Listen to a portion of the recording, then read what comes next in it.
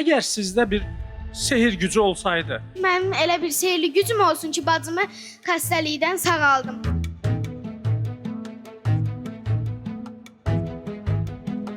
yaxşı dostlar, sizə belə bir sual vermək istəyirdim. Öz valideynlərinizə nə məsləhəti verərdiniz? Lazımsız işləri görməmələrini, həmişə vacib vaxtdan istifadə etmələrini deyərdim.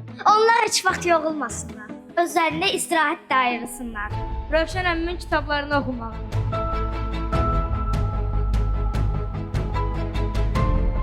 Sizcə valideynlər sizi hansı mövzuda anlamırlar? Mən istəyərdim ki, valideynlər öz uşaqlarını daha dərin başa düşsünlər.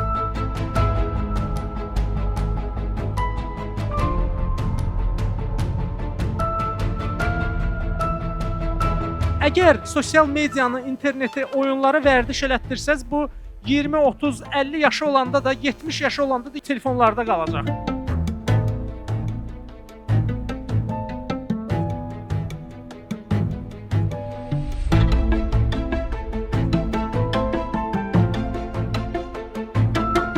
Bu cür sərgilərə, tədbirlərə gəlməklə uşaqlar çox sosiallaşır.